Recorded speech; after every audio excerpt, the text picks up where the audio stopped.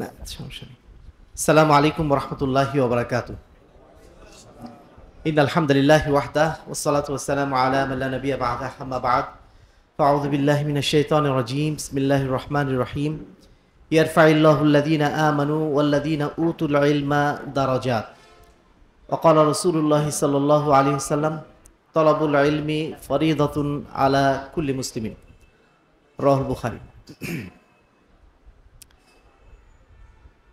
আহলে হাদিস আন্দোলন বাংলাদেশ পরিচালিত হাদিস ফাউন্ডেশন শিক্ষা বোর্ড অধিভুক্ত মার্কাজুল সুন্নাহ সালাফি বানেশ্বর বাজার পুঠিয়া রাজশাহী কর্তৃক আয়োজিত আজকের এই হিফজুল কোরআন সমাপনী অনুষ্ঠান 2025-এর সম্মানিত সভাপতি উপস্থিত আছেন আহলে হাদিস আন্দোলন বাংলাদেশ রাজশাহী পূর্ব জেলার সম্মানিত সভাপতি জনাব আনোয়ারুল হক। উপস্থিত আছেন আহলে হাদিস আন্দোলন বাংলাদেশ বাংলাদেশ আহলে যুব সংঘের দায়িত্বশীল বৃন্দ, অত্র মাদ্রাসার ম্যানেজিং কমিটির দায়িত্বশীল বৃন্দ, শিক্ষক মণ্ডলী, প্রাণপ্রিয় ছাত্র ভাইয়েরা এবং সেই সাথে ছাত্রদের সম্মানিত অভিভাবক মণ্ডলী। প্রশংসা আল্লাহ রাব্বুল আলামিনের জন্য যার অশেষ রহমতে আজকের এই চমৎকার অনুষ্ঠানে বিশেষ করে যারা হিফজ করেছেন তাদের উদ্দেশ্যে আজকের আয়োজনে আমরা একত্রিত হতে পেরেছি। এজন্য মহান রবের দরবারে আন্তরিকভাবে শুকরিয়া আদায় করছি, আলহামদুলিল্লাহ। দরুদ ও সালাম বর্ষিত হোক শেষ নবী আহমদ মুস্তফা মুহাম্মদ মুস্তফা সাল্লাল্লাহু আলাইহি ইসলামের প্রতি, যার আদর্শকে সমাজের বুকে প্রতিষ্ঠা করার জন্য, যার আদর্শকে আমাদের আগামী প্রজন্মের বুকে ধারণ করার জন্য আমাদের আজকের এই আয়োজন, আজকের এই মাদ্রাসা প্রতিষ্ঠা। আল্লাহ রাব্বুল আলামিন কাছে তার জন্য আমরা দরুদ পেশ করছি, আল্লাহুম্মা সাল্লি আলাইহি আল্লাহুম্মা বারিক আলাইহি। সম্মানিত উপস্থিতি, আজকে আমরা যে এলাকায় এসেছি বানেশ্বর এলাকা, এই এলাকাটার একটা প্রাচীন ঐতিহ্য আছে, আপনারা সবাই জানেন। এখানে বহু আগে থেকে আমরা একটা জায়গার নাম জানি, যে জায়গাটার নাম হচ্ছে জামিরা, তাই না? জামিরা আহলে হাদিসদের যে বিভিন্ন সময় বিভিন্ন মার্কাজগুলো বিভিন্ন সমাজকে পরিচালনার দায়িত্ব গ্রহণ করেছে, তার মধ্যে একটা গুরুত্বপূর্ণ মার্কাজ ছিল জামিরা, যে মার্কাজের মাধ্যম দিয়ে অত্র এলাকার মানুষের মধ্যে তাওহীদ এবং সুন্নাতের দাওয়াত ছড়িয়ে পড়েছে আলহামদুলিল্লাহ। এখন হয়তোবা সেই ঐতিহ্যটা নাই, কিন্তু একটা সময় সেই ঐতিহ্য তাদের ছিল। সেই ঐতিহ্যের কারণে আজকের এই বানেশ্বর এলাকা বা এই এলাকায় যে আমরা আহলে হাদিস যাদের দেখছি তাদের আমরা আনাগোনা দেখতে পাচ্ছি। আরেকজন মানুষকে আমরা স্মরণ করতে চাচ্ছি, যিনি হচ্ছেন আমাদের ভাই আব্দুর রহমানের বাবা। আমরা সবাই তাকে চিনি। আমাদের আহলে হাদিস আন্দোলন বাংলাদেশ রাজশাহী পূর্বের সাবেক সভাপতি, রাজশাহী জেলার সাবেক সভাপতি ছিলেন বোধহয় জনাব ইদ্রিস আলী, ডাক্তার ইদ্রিস আলী। আপনাদের এই এলাকার একজন কৃতি সন্তান এবং সেই সাথে অত্র এলাকায় আহলে হাদিস আন্দোলনের দাওয়াতের বিকাশে তার অবদান মানে অত্যন্ত গুরুত্বপূর্ণ। আমরা তাকে অত্যন্ত গুরুত্বপূর্ণ ব্যক্তিত্ব হিসেবে জানি। সেই মানুষটা আমাদের মধ্য থেকে বিদায় নিয়েছেন, আমরা তার জন্য আজকে দোয়া করছি, রাহিমাহুল্লাহ রাহমাতান ওয়াসিআ, আল্লাহুম্মা আমিন। আল্লাহ রাব্বুল আলামিন তার গুনাহ খাতা মাফ করে দিন এবং তার কবরকে যেন জান্নাতের বাগিচায় পরিণত করে দেন, আল্লাহুম্মা আমিন। সম্মানিত উপস্থিতি, আমি প্রথমে ধন্যবাদ জানিয়ে নিচ্ছি আমাদের অত্র প্রতিষ্ঠানের সম্মানিত পরিচালক বা প্রধান শিক্ষক জনাব জালালউদ্দিন ভাইকে, যার উদ্যোগে আজকের এই মাদ্রাসার প্রতিষ্ঠা, যেখানে প্রায় 180 জন শিক্ষার্থী পড়াশোনা বর্তমানে করছে। একটা সময় এই এলাকায় শিক্ষার চর্চা বলতে ওই জামিরা ছাড়া অন্য কোথাও ছিল না। শিক্ষা চর্চা বলতে মূলত জামিরাতে কিছু হতো, এই বা ওইদিকে ভায়ালক্ষ্মীপুর ওই সাইডে কিছু হতো বোধহয়, তাই না? চারঘাট ভায়ালক্ষ্মীপুর ওই সাইডে। কিন্তু বানেশ্বর এলাকায় এই ধরনের প্রতিষ্ঠান গড়ে তোলা হয়নি। বলা যেতে পারে জালাল ভাইয়ের উদ্যোগেই এ ধরনের একটি প্রতিষ্ঠান গড়ে উঠেছে। এজন্য আমরা তার প্রতি আন্তরিকভাবে ধন্যবাদ জানাচ্ছি। আল্লাহ রাব্বুল আলামিন তার এই মেহনতকে যেন কবুল করে নেন, এই মাদ্রাসাকে যেন আল্লাহ রাব্বুল আলামিন তার দ্বীনের খাতিরে কবুল করে নেন, আল্লাহুম্মা আমিন। সম্মানিত উপস্থিতি, এই মাদ্রাসা যেই বোর্ডের অধীনে পরিচালিত হচ্ছে সেটি হচ্ছে হাদিস ফাউন্ডেশন শিক্ষা বোর্ড। হাদিস ফাউন্ডেশন শিক্ষা বোর্ড আহলে হাদিস আন্দোলন বাংলাদেশের শিক্ষা সংস্কারের একটি গুরুত্বপূর্ণ প্ল্যাটফর্ম, গুরুত্বপূর্ণ মাধ্যম, যেই প্ল্যাটফর্মের মাধ্যম দিয়ে শুধুমাত্র মার্কাজুস সুন্নাহ সালাফি বানেশ্বর নয়, সারা বাংলাদেশে 44টা জেলায় 172টি প্রতিষ্ঠান বর্তমানে আলহামদুলিল্লাহ পরিচালিত হচ্ছে। সেম কারিকুলামে, সেম বইপত্রে এবং সেম ম্যানেজমেন্টে। তো আলহামদুলিল্লাহ আমরা আল্লাহ রাব্বুল আলামিনের অশেষ রহমতে বিগত 5-6 বছর ধরে সারা বাংলাদেশ জুড়ে শিক্ষার ক্ষেত্রে একটা ছোটোখাটো হলেও অবদান রাখার চেষ্টা করতে পারছি। এটা আল্লাহ রাব্বুল আলামিনের একান্ত অনুগ্রহ। যদিও মাযহাবী ভাইদের অনেক বড় বড় বোর্ড আছে, অনেক প্রতিষ্ঠান আছে, তার বিপরীতে আহলে হাদিসদের কিন্তু ওই ধরনের প্রতিষ্ঠান অনেক কম। আমরা যেটা মূলত চেয়েছিলাম হাদিস ফাউন্ডেশন শিক্ষা বোর্ডের মাধ্যম দিয়ে, যে আমাদের ছোট ছোট প্রতিষ্ঠানগুলো এগিয়ে নিতে হবে। ক্লাস 1 থেকে 5 পর্যন্ত এই ধরনের প্রতিষ্ঠানগুলো অন্যদের অনেক আছে। নুরানি বোর্ডে দেখবেন অসংখ্য মাদ্রাসা। সেদিন শুনলাম যে সারসিনার পীর সাহেবের নাম শুনছেন তো আপনার, তাই না? সারসিনা পীর সাহেবের আন্ডারে 43,000 প্রতিষ্ঠান আছে, যেগুলো ক্লাস 1 থেকে 5 পর্যন্ত পড়ানো হয়। 43,000। আমাদের আহলে হাদিসদের ওই ধরনের প্রতিষ্ঠান কই? এই নুরানি বোর্ডগুলোর বিপরীতে, সারসিনা বোর্ডের বিপরীতে, চরমোনাই বোর্ডের বিপরীতে তারা তাদের জায়গা থেকে চেষ্টা করে যাচ্ছে। আমাদের আহলে হাদিসদের প্রচেষ্টাটা কোথায়? এই জায়গা থেকে কিন্তু 2019 সালে আমরা প্রথম হাদিস ফাউন্ডেশন শিক্ষা বোর্ডটা শুরু করি, এবং আমাদের যেটা প্ল্যান ছিল ক্লাস 1 থেকে 5 পর্যন্ত সমস্ত বই হবে আমাদের আকীদা, আমাদের মানহাজ অনুযায়ী, আমাদের কারিকুলাম অনুযায়ী। আলহামদুলিল্লাহ, আল্লাহ রাব্বুল আলামিনের অশেষ রহমতে এবং আপনাদের সবার দোয়াতে আমরা গত বছর পর্যন্ত ক্লাস 4 পর্যন্ত সমস্ত বই আমাদের শিক্ষা বোর্ডের আন্ডারে আমরা প্রস্তুত করতে পেরেছি। আগামী বছর আমরা চেষ্টা করছি ক্লাস 5 পর্যন্ত পরিপূর্ণ সিলেবাসটা সেটা যেন হাদিস ফাউন্ডেশন শিক্ষা বোর্ডের বা আমাদের আহলে হাদিস আকীদা মানহাজের অনুসরণে পরিপূর্ণভাবে যেন প্রস্তুত করা সম্ভব হয়। আপনারা দোয়া রাখবেন আল্লাহ রাব্বুল আলামিন যেন আমাদের এই প্রচেষ্টা যেন কবুল করে নেন, আল্লাহুম্মা আমিন। 2019 সালে যখন আমরা আমাদের শিক্ষা বোর্ডের কার্যক্রম শুরু করি, আমাদের মাত্র একটা বই ছিল, বাংলা বই। আলহামদুলিল্লাহ গত 4 বছরে আমাদের 73টা বই প্রকাশিত হয়েছে আলহামদুলিল্লাহ হাদিস ফাউন্ডেশন শিক্ষা বোর্ডের অধীনে। এবং আমরা চেষ্টা করছি শুধু ক্লাস 5 পর্যন্ত। আমাদের উপরে এমন এখন প্রেশার পড়েছে, আমাদের ভাইরা বলছেন ক্লাস 10 পর্যন্ত সমস্ত বই আপনাদেরকে রচনা করতে হবে, সেটা বাংলা হোক, সেটা ইংরেজি হোক, ভূগোল হোক, সব। আমরা বললাম এটা কিভাবে সম্ভব? আমরা তো শুধুমাত্র আমরা আরবি নিয়ে কাজ করতে চাচ্ছিলাম, শুধু দিনিয়াত নিয়ে কাজ করতে চাচ্ছিলাম। ওনারা বলছেন যে না, আমাদের বাচ্চারা যখন বাংলা পড়ছে, আমাদের বাচ্চারা যখন সমাজ বিজ্ঞান পড়ছে, তখন তারা মানে ভ্রান্ত আকীদার সাথে, ভ্রান্ত সংস্কৃতির সাথে পরিচিত হচ্ছে, তারা নষ্ট হয়ে যাচ্ছে। এই জন্য এই সমস্ত বই আমাদের তৈরি করা লাগবে, বিজ্ঞানের বই আমাদের তৈরি করা লাগবে, যেন বিজ্ঞান থেকেও আমাদের সন্তানরা শেখে যা কিছু হচ্ছে আকাশ জমিনে সবকিছু আল্লাহর সৃষ্টি, সবকিছু আল্লাহই তৈরি করেছেন, সবকিছু আল্লাহই পরিচালনা করেছেন। আমাদের বিজ্ঞান বইগুলো যদি আমরা এখন পড়তে বসি, কোথাও লেখা নেই সবকিছু আল্লাহ চালাচ্ছেন। সেখানে বলা হচ্ছে যে প্রতিদিন সূর্য ওঠে, প্রতিদিন চন্দ্র ডোবে, কিভাবে ডোবে, পৃথিবীর গঠন কেমন, মানুষের গঠন কেমন, সবকিছু শেখাচ্ছে আপনাকে। কিন্তু কে করলো এগুলো কি এমনি হলো? এইগুলো বিষয়ে কোনো ধারণা আপনাকে দেওয়া হবে না। কখনোই বলা হবে না যে সবকিছু আল্লাহ তৈরি করেছেন, কখনো বলা হবে না। বলা হবে সৌরজগৎ আছে, সৌরজগতের স্রষ্টা কে, সৌরজগৎ কে চালাচ্ছে, এই তথ্য আপনাকে দেওয়া হবে না। তার মানে আপনার নাস্তিক হওয়ার বীজটা এই সমস্ত বিজ্ঞান বইয়ের মাধ্যম দিয়ে, ভূগোল বইয়ের মাধ্যম দিয়ে, সমাজ বিজ্ঞান বইয়ের মাধ্যম দিয়ে তৈরি করে দেওয়া হচ্ছে। এই জন্য ওনারা বলছেন যে এই বইগুলো আপনারা প্রস্তুত করার চেষ্টা করেন। যাই হোক, সেটা ভবিষ্যতের পরিকল্পনা যদি আল্লাহ তৌফিক দেন সেটা হবে ইনশাআল্লাহ। সম্মানিত উপস্থিতি, হাদিস ফাউন্ডেশন শিক্ষা বোর্ড মৌলিক 3টা লক্ষ্যকে সামনে রেখে পরিচালিত হচ্ছে। আমরা মনে করি জ্ঞানের মৌলিক 3টা ভিত্তি, যেই 3টা জ্ঞান যদি কেউ অর্জন না করে, সে যত বড় জ্ঞানী হন না কেন, যত বড় পিএইচডি ডিগ্রি হন না কেন, যত বড় তার সার্টিফিকেট থাকুক না কেন, তিনি আসলে জ্ঞানী মানুষ নন।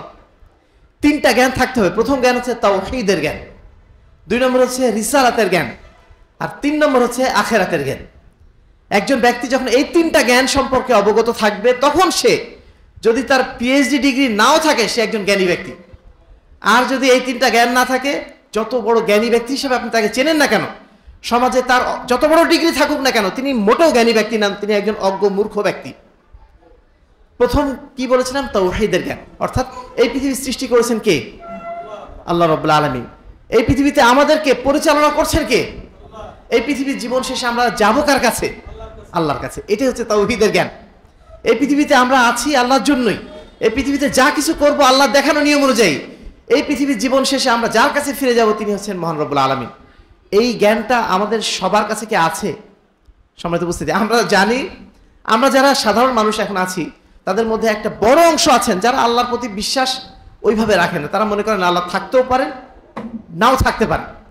আরেক দল মানুষ আছেন যারা মনে করেন আল্লাহ আছেন, শুধু আল্লাহ আছেন এটুকুই শেষ।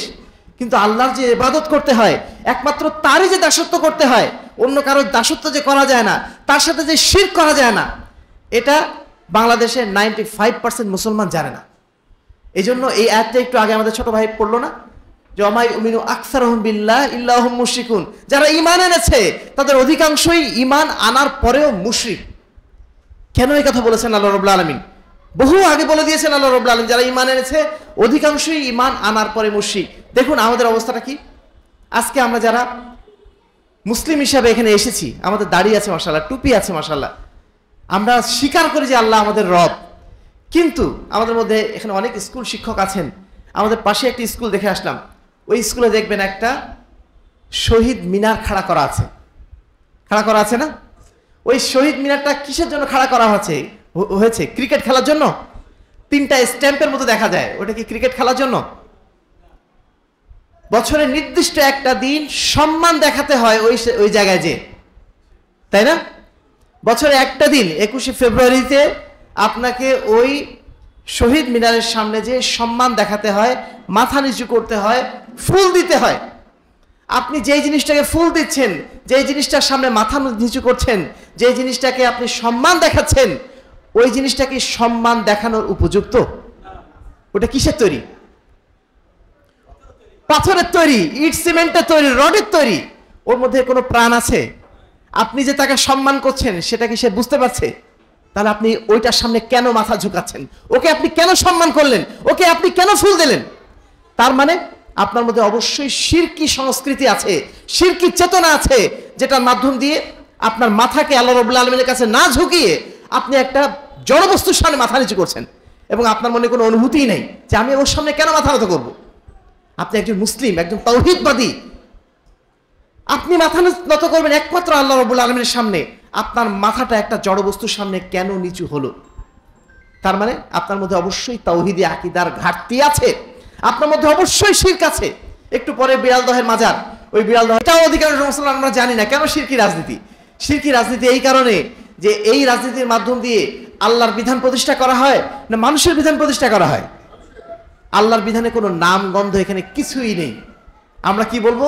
জনগণের সার্বভৌম ক্ষমতার অধিকারী, অধিকাংশ মানুষ যা বলবে তাই চলবে। এই যে নীতিগুলা, এই নীতিগুলা কি ইসলামের নীতি নাকি গণতন্ত্রের নীতি? গণতন্ত্র কখনো মুসলমানদের রাজনীতি না। মুসলমানদের রাজনীতি একটাই, সেটা হচ্ছে খেলাফতের রাজনীতি। আপনি যদি শিরকি মুসলমান হন, মুশরিক মুসলমান হন, আপনার মধ্যে যদি শিরক থাকে, তাহলে আপনি বলতে পারেন যে না, আমরা মসজিদে যে আল্লাহর ইবাদত করব, আর রাজনীতি করার সময় এই পাশ্চাত্যের আমদানি করা গণতন্ত্র নিয়ে আমরা মাতামাতি করব। আজকে অধিকাংশ মুসলমানের দশা হয়েছে এই, এমনকি যারা ইসলামপন্থী তাদেরও দশা হয়েছে এই। তারা গণতন্ত্র নিয়ে মাতামাতি করছেন, যদিও তারা জানেন যে আল্লাহ ছাড়া কোনো ইলাহ নেই, আল্লাহ ছাড়া কারোর কোনো বিধান মানা যায় না, আল্লাহ ছাড়া কারো বিধান প্রতিষ্ঠার জন্য একটা অক্ষর, একটা সেকেন্ড ব্যয় করা যায় না। তারা জানেন এটা, কিন্তু করছে। কারণ ওই যে তাওহীদি আকীদা, ওটা জোরালোভাবে মজবুতভাবে তাদের মধ্যে ঢোকে নাই। আমাদের যে শিক্ষা ব্যবস্থা বর্তমানে আছে, এই শিক্ষা ব্যবস্থার মাধ্যম দিয়ে আমাদেরকে এইটুকু শেখানো হয় আল্লাহ আমাদের স্রষ্টা, কিন্তু শুধুমাত্র আল্লাহর ইবাদত করতে হবে, শুধুমাত্র আল্লাহর দাসত্ব করতে হবে, শুধুমাত্র আল্লাহর বিধানকে মেনে চলতে হবে, এটা কি শেখানো হয়? আমাদের শুধু একটা জিনিস শেখালেই হতো, ইয়াকা না'বুদু ওয়া ইয়াকা নাস্তাইন, আমরা একমাত্র তোমারই ইবাদত করি, একমাত্র তোমার কাছেই সাহায্য চাই। যদি এই দুইটা বাক্য আমাদের সন্তানদের শিখিয়ে দেওয়া হতো, আমাদের সন্তানরা কেউ মুশরিক হতো না। সেইভাবে যদি শিখিয়ে দেওয়া হতো। সম্মানিত উপস্থিতি, আজকে আমাদের ধর্মীয় যে দলগুলো রয়েছে তারাও শিরক থেকে কেউ মুক্ত না। শিরক থেকে মুক্ত নয় বলেই আমাদের সন্তানদেরকে তারা শেখায় যে আল্লাহ সর্বত্র বিরাজমান, যত কল্লা তত আল্লাহ। বলে না এগুলো? আমাদের এই বাচ্চাদেরকে আলহামদুলিল্লাহ আমরা হয়তো বা এবিসিডি খুব ভালোভাবে নাও শেখাতে পারি, অন্তত পক্ষে তাদেরকে তাওহীদি আকীদা যে আমরা শিখাতে পেরেছি তার একটা প্রমাণ আমরা এখনই নেব। তোমাদের মধ্যে একজন দাঁড়াও তো, একজন দাঁড়াও, এই যে সামনে চশমা, তুমি দাঁড়াও।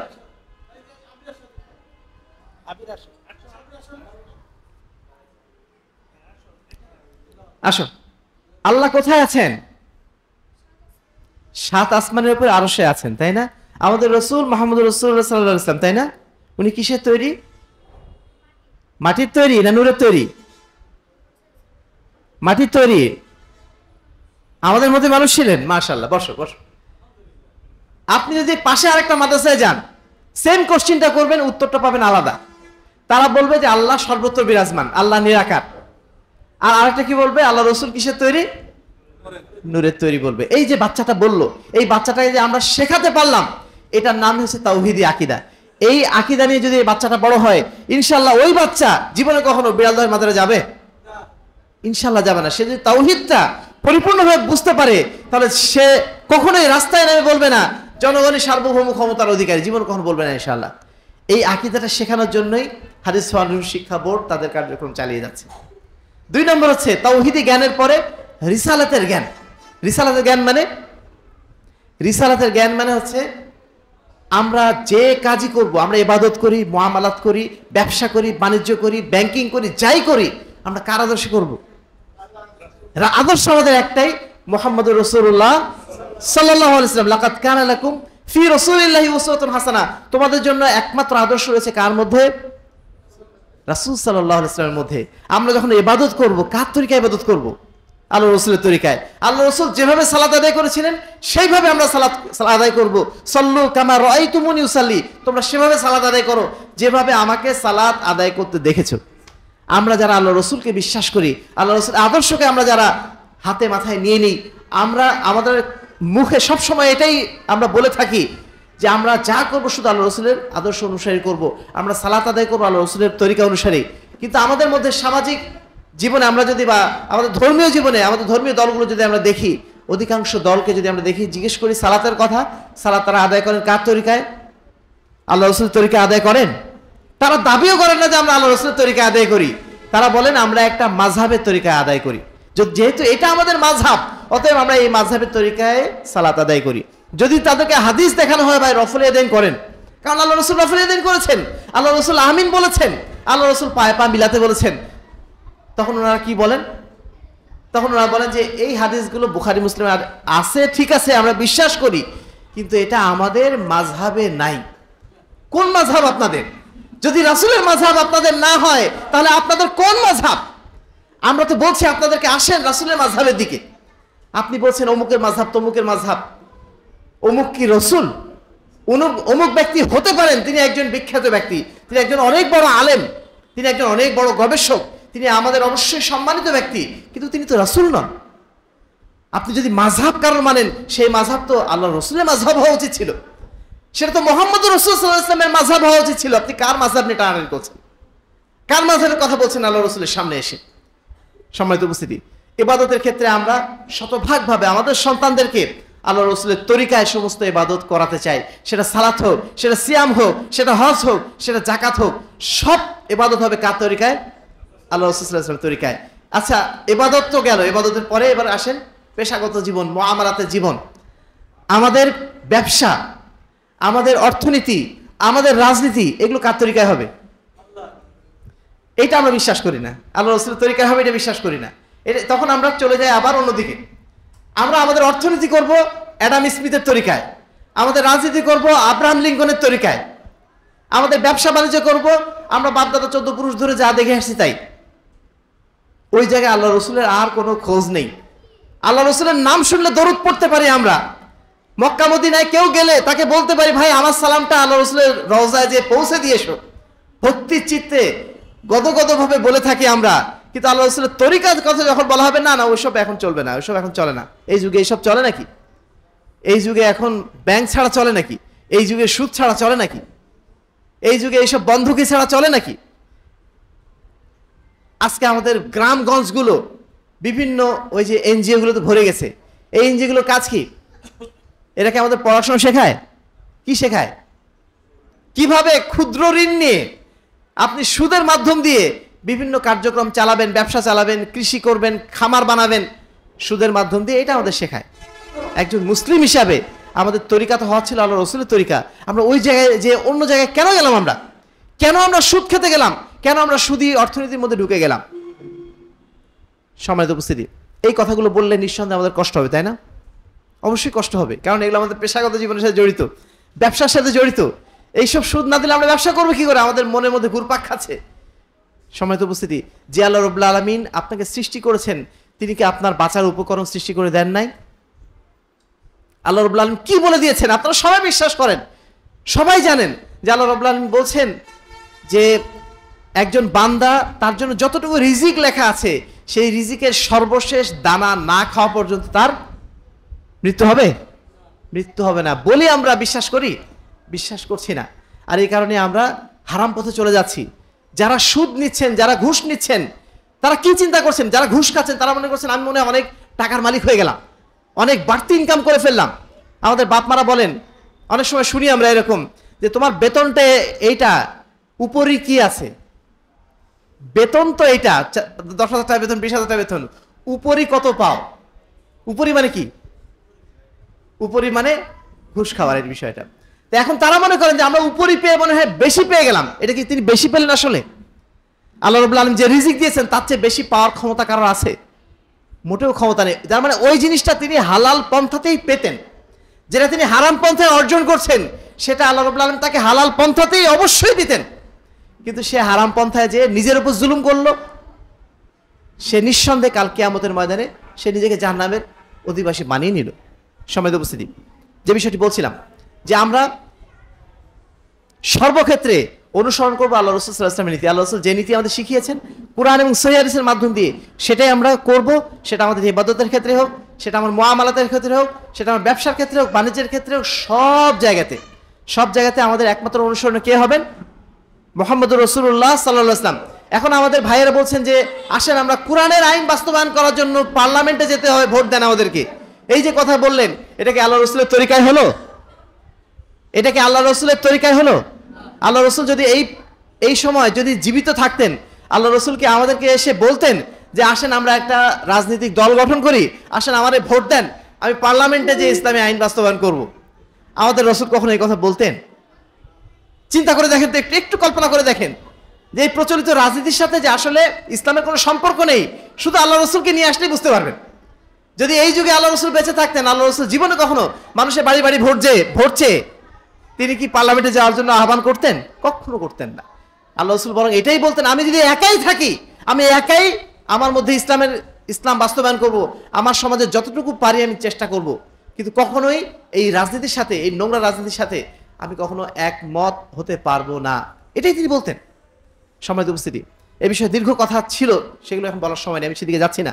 সর্বশেষ হচ্ছে তাওহীদ, রিসালাত, তারপর কি বলেছিলাম? আখিরাত। আমাদের সমস্ত কাজ করতে হবে কার উদ্দেশ্যে? আখিরাতে পাওয়ার জন্য, দুনিয়াতে পাওয়ার জন্য নয়।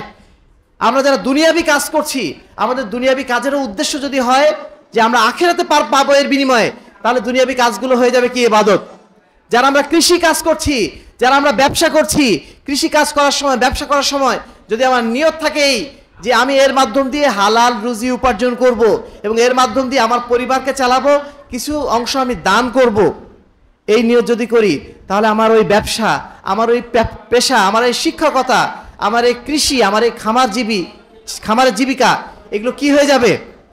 এগুলো শুধু পেশা থাকবে না, এগুলো সব ইবাদত হয়ে যাবে, সব ইবাদত হয়ে যাবে। আবার যদি এই কাজগুলো আখিরাতের উদ্দেশ্যে না করি, দুনিয়ার উদ্দেশ্যে শুধু করি, তাহলে ওগুলো আখিরাত পর্যন্ত আর পৌঁছাবে না। আখিরাতের বিশ্বাসটা যার মধ্যে আছে, সে সব কাজ করে কার জন্য? সবকিছু আল্লাহর জন্য।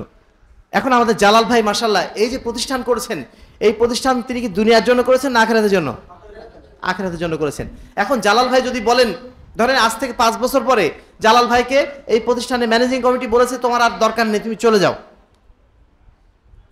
এই কথা যদি বলে, জালাল ভাই তখন বাইরে বের হয়ে যে তিনি বলবেন যে আমাকে প্রতিষ্ঠান থেকে বের করে দিল, অথচ এই প্রতিষ্ঠান করার জন্য আমি রক্ত ঘাম মিশিয়ে চেষ্টা করেছি, আমার এত বড় অবদান আছে এই প্রতিষ্ঠানের পিছনে, আমাকে আজকে এখানে বিতাড়িত করে দিল, আমার তো সব কাজই বৃথা হয়ে গেল। এই কথা যখন বলছেন জালাল ভাই, তখন জালাল ভাই কি আসলে আখিরাতের জন্য করেছিলেন নাকি দুনিয়ার জন্য করেছিলেন? দুনিয়ার জন্য যখন করবেন তখন তার মুখে এই কথা উচ্চারিত হবে যে আমি মাথার ঘাম পায়ে ফেলে এত পরিশ্রম করলেন, আমাকে তাড়িয়ে দিল। এই কথা বলবেন কখন? যখন দুনিয়ার জন্য করবেন। কিন্তু যখন আখিরাতের জন্য করবেন তখন জালাল ভাই কি বলবে? যে আলহামদুলিল্লাহ, আল্লাহ রাব্বুল আলামিন হয়তো এটাই চেয়েছিলেন, এই জন্য আমাকে চলে যেতে হচ্ছে, আমি যতটুকু করেছি আল্লাহ যেন এটুকু আমার জন্য কবুল করে নেন। তাহলে ওটা কার জন্য হবে? আখিরাতের জন্য হবে, ওটা আখিরাতের জন্য হবে। আজকে আমরা যারা মাদ্রাসা প্রতিষ্ঠা করছি, আমরা যারা দ্বীনের জন্য কাজ করছি, আমাদের অধিকাংশই দ্বীনের কাজ করছি বটে, কিন্তু এটাও হয়ে যাচ্ছে দুনিয়ার উদ্দেশ্যে। আর দুনিয়ার উদ্দেশ্যে হচ্ছে ওটা বোঝার উপায়টা কি? যখন আপনার স্বার্থে কোনো ঘাটতি হবে তখন আপনি সবর করবেন না, আল্লাহর উপর ভরসা করবেন না, তাওয়াক্কুল ভরসা কিছুই আর থাকবেন না, আপনি বাইরে যেয়ে শুরু করে দেবেন ষড়যন্ত্র, কিভাবে প্রতিষ্ঠানটা নষ্ট করা যায়, কিভাবে প্রতিষ্ঠানে যারা দায়িত্ব পালন করেছে তাদের বিরুদ্ধে লাগা যায়, সমস্ত কাজ আপনি শুরু করে দেবেন। কারণ আপনি আখিরাতের উদ্দেশ্যে করেননি, করেছেন দুনিয়ার উদ্দেশ্যে। আমরা যেটা আমাদের সন্তানদের শেখাতে চাই, যে আমরা যদি একটা কানা করেও কাজ করি, আজকে আমি এখানে এসেছি, উপস্থিত হয়েছি, আমার উদ্দেশ্য যদি শুধু আখিরাত হয় তাহলে আমার আশাটা কবুল হবে। আর যদি উদ্দেশ্য হয় যে না, কি বলবো, এখানে যাব, আমি একটা ক্রেস্ট পাবো, মানুষ আমাকে সম্মান করবে, মেলা কিছু হবে, তাহলে আমার এই আশাটা শুধু আশাই হবে, এই আশাটা আল্লাহর কাছে পৌঁছাবে না। আমরা আমাদের সন্তানদেরকে শেখাতে চাই, আপনাদের সবার কাছে এই মেসেজটা পৌঁছাতে চাই, আমাদের সমস্ত কাজ হবে শুধুমাত্র কার উদ্দেশ্যে? আল্লাহর উদ্দেশ্য যদি হয়, আমরা যেন সব সময় সেই উদ্দেশ্যটা মাথায় রেখে কাজ করি। শয়তান যেন আমাদের মাথায় কখনো ঢুকিয়ে না দেয়, শয়তান যেন কোনো দুনিয়াবী উদ্দেশ্য যেন আমাদের মাথায় কখনো ঢুকিয়ে না দেয়। বিশেষ করে যারা আমরা দিনদার আছি, আমাদের এখানে আলহামদুলিল্লাহ আমাদের সংগঠনের ভাইরা আছেন, আমাদের মাদ্রাসা দায়িত্বশীলরা আছেন, তাদের উদ্দেশ্যে বিশেষ করে এই কথাটা বলা। কারণ যারা এমনি অন্যান্য কাজ করেন, তারা কিছু কাজ হলেও অন্তত আখিরাতের জন্য করেন। তারা মনে করেন সারাদিন দুনিয়ার পিছনে ছুটছি, 10 টাকা দান করি আল্লাহর উদ্দেশ্যে। কিন্তু আমরা যারা দিনদার মানুষ, যারা দিনের পিছনে খাটছি, তাদের কিন্তু উদ্দেশ্যের জায়গাটা যথেষ্ট ঘাটতি হয়ে যাচ্ছে। কারণ কি? কারণ এখানে শয়তান বেশি কাজ করে। কারণ শয়তান দেখছে এরা তো ভালো কাজ করছেই, এরা তো ভালো কাজ করছেই, এখন এদেরকে তো ভালো কাজ থেকে বিরত রাখা যায় না। তাহলে কি করতে হবে? তাহলে এমন একটা কাজ করে দিই যে সে ভালো কাজ করছে করুক, কিন্তু ওই কাজটা আল্লাহর কাছে পৌঁছাবে না। ভালো কাজ করছে করুক, কিন্তু আল্লাহর কাছে পৌঁছাবে না। এর চেয়ে কষ্টকর বিষয় আর হতে পারে? আমি দুনিয়াতে অনেক ভালো কাজ করলাম, অনেক পাপ কাজ থেকে নিজেকে বিরত রাখলাম, আমি কোনো হারাম খেলাম না, কিন্তু আল্লাহর কাছে যে দেখছি এর বিনিময়ে কিচ্ছু নাই। কেন নাই? কারণ ওই কাজটা আমি করেছি কার জন্য? দুনিয়ার জন্য করেছি, মানুষকে দেখানোর জন্য করেছি।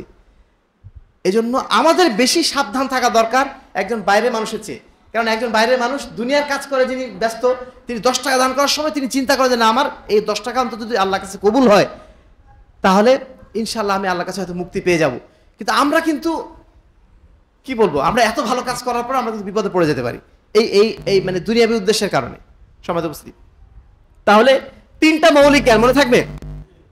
আমাদের ছোট বাচ্চারা কেউ বলতে পারবে? তাওহীদ, রিসালাত এবং কি আখিরাত। এই 3টা হচ্ছে জ্ঞানের মৌলিক ভিত্তি। এই 3টা জ্ঞান যার আছে সে সর্বজ্ঞানী জ্ঞানী, এই 3টা জ্ঞান যার নাই সে সমস্ত জ্ঞান থাকা সত্ত্বেও অজ্ঞ ব্যক্তি। এই মেসেজটাই আমরা সারা জাতির কাছে পৌঁছে দিতে চাই হাদিস ফাউন্ডেশন শিক্ষা বোর্ডের মাধ্যম দিয়ে। এবার আমরা আসবো, সময় যেহেতু নাই আর সংক্ষেপ করতে হচ্ছে, যে শিক্ষা প্রতিষ্ঠানের প্রয়োজনটা কি। আজকে যে আপনারা আপনাদের সন্তানদেরকে এই প্রতিষ্ঠানে পড়াচ্ছেন, অনেক ভাই মনে করতে পারেন যে আমার সন্তানকে আমি ওই মসজিদের মক্তবে পড়ায় বা আমি বাসায় একটু টিচার রেখে দিন শিখাই দিলেই তো হলো, এজন্য আমার মাদ্রাসার কি প্রয়োজন, এই শিক্ষা প্রতিষ্ঠানে কি প্রয়োজন? অনেকে ভাবতে পারেন না এই কথা। সমাজ উপস্থিতি, এটার প্রয়োজনটা কেন? একটা শিক্ষা প্রতিষ্ঠান মানে একটা পরিবেশ, একটা সংস্কৃতি চর্চার জায়গা। শিক্ষা প্রতিষ্ঠান মানে শুধুমাত্র এবিসিডি পড়ানোর জায়গা না। এই পরিবেশে যখন একটা সন্তান আসছে, ওই বাচ্চাটা এখন আপনার পাঞ্জাবি পরে আছে, টুপি পরে আছে, একটা মেয়ে যখন আসছে সে বোরকা পরছে, পর্দা করার জন্য এখন থেকে অভ্যস্ত হচ্ছে। এই পর্দা করা অভ্যাস, এই টুপি পরা অভ্যাস, এই পাঞ্জাবি পরা অভ্যাস কোনো স্কুলে গেলে সে পাবে? 2 নম্বর, ওই সমস্ত প্রতিষ্ঠানের সহশিক্ষা আছে, একসাথে ছেলে মেয়ে পড়াশোনা করছে। একটা ছেলে মেয়ে যখন অ্যাডাল্ট হয়ে যায়, 6, 7, 8, 9-এ যখন সে চলে যায়, পাশাপাশি একটা মেয়ে একটা ছেলে যখন পড়াশোনা করে, তার মধ্যে শুধুমাত্র পড়াশোনা থাকে নাকি আরো কিছু থাকে? আপনি মনে করছেন যে আপনি অত্যন্ত একজন কি বলবো তাহাজ্জুদ গুজার মানুষ, আপনি মনে করছেন আপনার সন্তানকে আপনি সালাত পড়ায় মানুষ করেছেন, তাকে সমস্ত আমল আখলাক শিখিয়েছেন, ওই বাচ্চাটা নষ্ট হবে না, একটা বিশ্বাস রেখে দিচ্ছেন। কিন্তু আপনার তো শুধু বিশ্বাস, ওটা ওর মনের মধ্যে শয়তানের রাজত্ব কি নাই? শয়তান কি যে কোনো সময় পথভ্রষ্ট করতে পারে না? যদি সে ভালো হয়ে যায় এটা তার জন্য বোনাস। এখনকার যে পরিবেশ, এই পরিবেশে একটা সন্তান সহশিক্ষায় থেকেও সে যদি ভালো থাকে, তার চরিত্র যদি ভালো থাকে, তাহলে সেটা শতকরা 100 ভাগের মধ্যে হয়তো 1 জন হতে পারে এরকম, বাকি 99 জনই অবশ্যই শয়তানের ফাঁদে পড়বে। কেন? ওই পরিবেশের কারণে। ওই জন্য আপনার সন্তানকে দেওয়ার চেষ্টা করবেন এমন প্রতিষ্ঠানে যেখানে সঠিক আকীদা মানহাজ শিক্ষা দেওয়া হয় এবং যেখানে একটা সুন্দর পরিবেশ আছে, যেই পরিবেশে শয়তানের প্ররোচনা কম। আমি বলছি না যে শয়তান এখানে নেই, শয়তান এখানেও থাকতে পারে, এখান থেকেও পথভ্রষ্ট করতে পারে, কিন্তু তারপরেও ওই সমস্ত প্রতিষ্ঠানের তুলনায় এখানে শয়তানের হানাটা কম থাকে বা শয়তান সহজে রাজত্ব করতে পারে না। এই জন্য এই সমস্ত প্রতিষ্ঠান আপনার সন্তান দেবেন, প্রতিষ্ঠানগুলো গড়ে তোলার জন্য আপনারা সাধ্যমতো চেষ্টা করবেন। আমাদের জালাল ভাই বলছেন আমি কাউকে টাকা চাইতে পারি না।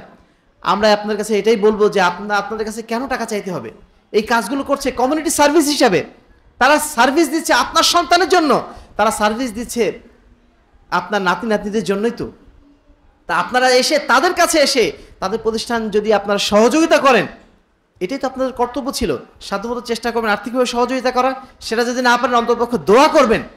কিন্তু কোনো অবস্থাতে কারোর পক্ষ থেকে যেন নিরুৎসাহমূলক কোনো কথা, কোনো বাধাসূচক কোনো কথা যেন না আসে, এটুকু তো নিশ্চিত করা যাবে ইনশাআল্লাহ। আমি মাঝে মধ্যে এটাই বলি যে কোনো প্রতিষ্ঠানের গড়ার কাজে যদি কেউ বাধাও না দেয়, আমরা মনে করি ওটাও একটা সহযোগিতার শামিল। এখন এমন এক পরিবেশ হয়ে গেছে, ভালো কাজ করতে গেলেই বাধা আরো বেশি, তাই না? আরো বাধা দেওয়ার মানুষ বেশি। তো দয়া করে যদি আপনারা সহযোগিতা করতে না পারেন, বাধা দেবেন না, করছে করুক, এগিয়ে যায়। অন্তত দূর থেকে আমরা দোয়া করি, এটাই আমাদের জন্য বড় সহযোগিতা হবে তাদের জন্য। সমাজ উপস্থিতি, তাহলে দুটো মৌলিক কথা আমরা বলেছি। একটা হচ্ছে আমরা কি জন্য হাদিস মানব শিক্ষা বোর্ড প্রতিষ্ঠা করেছি। 2 নম্বর, আপনাদের সন্তানদের প্রতি আপনাদের দায়িত্বটা কি। আপনাদের দায়িত্ব হচ্ছে আপনার সন্তানকে সুন্দর পরিবেশে ভালো জায়গায় পড়াশোনার জন্য ব্যবস্থাপনা করা। আপনারা যদি আপনার সন্তানকে স্কুলে দেন, এমন পরিবেশে দেন যেখানে সে নষ্ট হবে। যদি নষ্ট হয়ে যায় ভালো তো ভালো, যদি নষ্ট হয়ে যায় এই জন্য দায়িত্ব কিন্তু সন্তানের চেয়ে আপনার বেশি। এবং এই দায়িত্বের জন্য কাল কিয়ামতের ময়দানে আপনার সন্তান কিন্তু অন্য কাউকে ধরবে না, আপনাকে আগে ধরবে। আপনি যাকে মানুষ করেছেন, আপনি যাকে টাকা পয়সা দিয়ে এই সমস্ত প্রতিষ্ঠানে পড়িয়েছেন, সেই সন্তানটা আপনাকে আগে যে ধরবে, ধরে কি বলবে, হে আল্লাহ আতিহিম যায়ফাইনি মিনাল আযাব, হে আল্লাহ এর ডাবল শাস্তি দাও। আপনার সন্তান হয়ে আপনাকে বলবে এর ডাবল শাস্তি দাও। কেন? এই জন্যই যে সে শুধুমাত্র কি বলবো, আমাকে সে পথভ্রষ্ট করেছে, আমি তো পথভ্রষ্ট হতে চাইনি, আমাকে সে পথভ্রষ্ট করেছে। এই জন্য আমার শাস্তি যদি হয়, আমার শাস্তি সমপরিমাণ আরেকটা শাস্তি তাকে দাও। তাকে তো শাস্তি দিবাই, আমাকে যে অপরাধী হতে হয়েছে এই জন্য আরেকটা শাস্তি তাকে ডাবল দাও। আমরা নিঃসন্দেহে আমাদের সন্তানদের মুখ দিয়ে এই কথা শুনতে কেউ চাই না। কাল কিয়ামতের ময়দানে যেখানে একটা নেকির জন্য মানুষ ছুটে বেড়াবে, সেইখানে এসে যদি উটকো ঝামেলা হয়ে, বাড়তি ঝামেলা হয়ে আমার সন্তান যদি আমাদের বিরুদ্ধে আল্লাহর কাছে নালিশ দেয়, কি বিপদটা হবে চিন্তা করেছেন? এই বিপদটা যেন আমাদের না হয়, আমরা চেষ্টা করি সুন্দর প্রতিষ্ঠান দেওয়ার জন্য। এখানেও যদি নষ্ট হয়ে যায় তাহলে সেটা তার তাকদীর, আমাদের কিছু করার নেই। কিন্তু আমরা চেষ্টা তো করেছিলাম, এই চেষ্টাটা আমাদের থাকতে হবে আমার সন্তানের প্রতি। আল্লাহ রাব্বুল আলামিন আমাদের সকলকে আমাদের সন্তানের প্রতি আমাদের যথাযথ দায়িত্ব পালন করার তৌফিক দান করুন। সেই সাথে এই সমস্ত মাদ্রাসা যে সমস্ত জায়গায় প্রতিষ্ঠিত হচ্ছে, এই মাদ্রাসাগুলোকে যথাযথ পরিচালনা করা এবং এর জন্য যাবতীয় সহযোগিতা করার তৌফিক আল্লাহ রাব্বুল আলামিন আমাদের সকলকে দান করুন। আল্লাহুম্মা আমিন। উপস্থিত যারা আছেন তাদের সবাইকে আমরা অনুরোধ করব, এই ধরনের প্রতিষ্ঠান আপনার এলাকাতেও যদি সুযোগ থাকে প্রতিষ্ঠা করার চেষ্টা করবেন। যদিও জিনিসটা অত্যন্ত কঠিন, আমরা মনে করি আজকে যুগে তো সরাসরি অস্ত্রের জিহাদ নেই। সবচেয়ে বড় জিহাদ যদি থেকে থাকে সেটা হচ্ছে এই শিক্ষা প্রতিষ্ঠানের জিহাদ। একটা প্রতিষ্ঠান চালানো অত্যন্ত কঠিন কাজ, একটা সন্তান গড়া অত্যন্ত কঠিন কাজ। এই কাজগুলো করে যাচ্ছেন আমাদের জাল ভাইদের মতো মানুষগুলো, যাদের কাজটাকে আমরা জিহাদের শামিল মনে করি, যাদেরকে আমরা মুজাহিদ মনে করি। এর সাথে যারা দায়িত্ব পালন করেছেন তাদের সবাইকে আমরা মুজাহিদ মনে করি। আল্লাহ রাব্বুল আলামিন তাদের এই জিহাদটাকে যেন কবুল করে নেন, আল্লাহুম্মা আমিন। আমি হাদিস মানব শিক্ষা বোর্ডের পক্ষ থেকে মার্কাজুস সুন্নাহ সালাফি মাদ্রাসাকে আন্তরিকভাবে ধন্যবাদ জানাচ্ছি যে তারা এত কষ্ট করেও এই প্রতিষ্ঠানকে এগিয়ে নিয়ে যাচ্ছেন। আমাদের পক্ষ থেকে হয়তো সার্বিক সহযোগিতা করার সুযোগটা হয় না, তারপর আমাদের মনে সবসময় আকাঙ্ক্ষা থাকে এই প্রতিষ্ঠানগুলোর জন্য যেন যদি আমরা একটা বড় আকারে ডোনেশন আনতে পারতাম, প্রতিষ্ঠানগুলো যেন যদি নিজ একটা জমিতে যেতে পারতো, নিজের একটা প্রতিষ্ঠান যদি থাকতো এদের, তাহলে কতই না ভালো হতো। আমাদের মন চায়, সবসময় হয়তো করতে পারি না, তারপরে আমরা ওনাদের পাশে দাঁড়াতে চাই মন থেকে। যদি আমাদের সুযোগ থাকে ইনশাআল্লাহ সামনে আমরা দাঁড়ানোর অবশ্যই চেষ্টা করব। আমি আমাদের বাচ্চাদের জন্য দোয়া করছি, আল্লাহ রাব্বুল আলামিন আমাদের এই বাচ্চাগুলোকে আমাদের আগামী দিনের রাহবার হিসেবে যেন কবুল করে নেন, আহলে হাদিস আন্দোলনের এক একজন সেনানী হিসেবে যেন কবুল করে নেন। এদের মাধ্যম দিয়ে আগামী সমাজকে আল্লাহ রাব্বুল আলামিন যেন তাওহীদ এবং সুন্নাত ভিত্তিক সমাজে পরিণত করেন। এই সমাজকে যেন আল্লাহ রাব্বুল আলামিন শিরক বিদআত থেকে মুক্ত করেন। আল্লাহুম্মা আমিন। ওয়া আখিরু দাওয়ানা আলহামদুলিল্লাহি রাব্বিল আলামিন। আসসালামু আলাইকুম ওয়া রাহমাতুল্লাহি ওয়া বারাকাতুহু।